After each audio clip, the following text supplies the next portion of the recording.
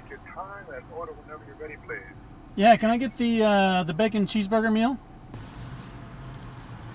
Most of the stuff I'm talking about today is cheaper than this hamburger. 12.14, please. Anytime I talk about cheap gear, I get comments from people saying that cheap means low quality. Well, that isn't any of this stuff. Today, for the sake of this video, we're using the other definition of cheap, as in this stuff is cheap. Most of this stuff is under 15 bucks, and all of it is stuff I use on a regular basis. With the exception of this Diddy bag right here.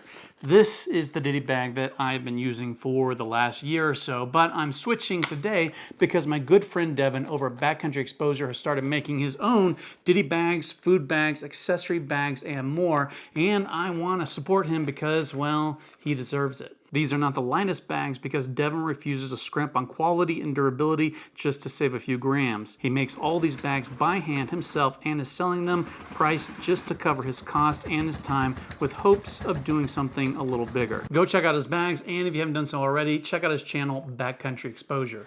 Now, inside a Diddy bag like this, I like to carry a few things that go on every single hike I take, like these little toothpaste tabs that you just pop in your mouth, chew up, and start brushing. What I really like about these things is I can precisely measure out how much toothpaste I'm carrying. Twice a day for 3 days is 6 tabs, and it doesn't get any easier than that. These are less than 10 bucks for 250 tabs, and since I only use them on hikes, that's like 2 to 3 years worth of toothpaste. Now, I used to keep these in a little Ziploc bag, but I started to notice that my Diddy bag started to smell like toothpaste, which I guess there are worse things your Diddy bag can smell like.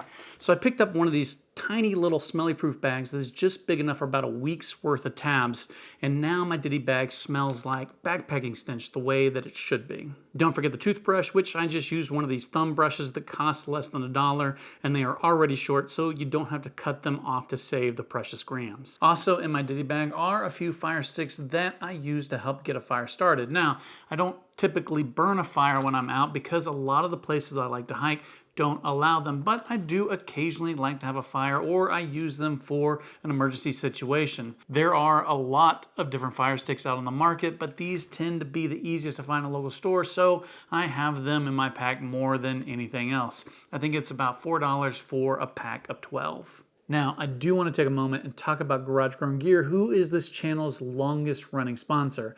I typically say Garage Grown Gear specializes in cottage and ultralight gear, but you could also make the argument that they specialize in cheap backpacking knickknacks. They don't carry everything I'm talking about today, but they do carry a lot of it, and they've even got a section on their website dedicated to gear that costs less than $10. Go check them out through the links in the description and see all the stuff that they have that you can't even find on Amazon. Like this little 3D printed tethered bottle cap that screws onto the top of any bottle with a 28mm thread size. Now, I don't really like the idea of single-use plastics, but haven't really found a good alternative to the classic Smart Water bottle, so I just reused mine and really like the idea of not having to keep up with my lid or worry about setting it down somewhere and walking away. It's really simple, probably could be easily 3D printed at home if you have a 3D printer, or you can just pick this one up for about $12. Sticking with the bottle theme, you've probably seen this tube adapter that I use on all of my hikes. There are others on the market, but this is the one that I've used for the last 3 years or more, and I love how easily it makes accessing my water. One of my earliest videos was about how I prefer water bladders over water bottles that I made long before I found this adapter that I feel like gives you the best of both worlds. It gives you the convenience of a bladder with the ease of use of a bottle. Now, one of the things I don't think I've talked about before, but goes on every hike I take, is the Gossamer Gear Pot Pocket. This is an insulated sleeve that fits over your standard titanium mug and keeps your pot hot and your hands cool. Even though I don't cook a whole lot of meals that require me to eat out of my pot, I still love this thing because it keeps everything in my cook set together in one place. And it's not very expensive at just $22. And since we're talking about cook sets, I'll mention my Sea to Summit X-Mud that doubles as a lid to my pot. I love this thing because it fits snugly on my pot, can be used as a measuring cup, and you can even use it as a coffee mug or a cup. You can get these for less than 10 bucks, and it's my absolute favorite backpacking hack. back. Very similar to the collapsible mug are these little Snapfold bowls that can fold flat when they aren't in use.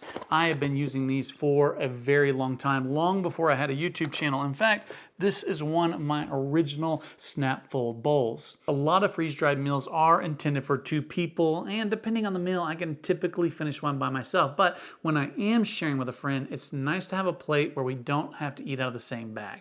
If you've ever gotten a hole in your favorite jacket or pair of pants, you've probably wondered how you could patch it. If you lack sewing skills like me, I recommend you check out No Sew Patches. I used one of these just recently on my son's ski pants that got a hole in them. You just stick them on, throw them in the dryer for a while, and then press them on with an iron, and you've got a permanent patch. I typically use the black, but they have all kinds of shapes and colors. Now, you've probably heard me talk about the little Thermodrop thermometers. I love this thing, but someone in the comments recently turned me on to the Govee digital thermometer.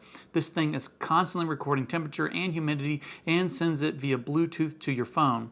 Want to know the low last night or how cold it was at any given time? And you can go back and look. It's much more convenient than the simple high and low of the Thermodrop, and it's actually cheaper at just $15. Whoever it was that told me to check this out, I really appreciate it.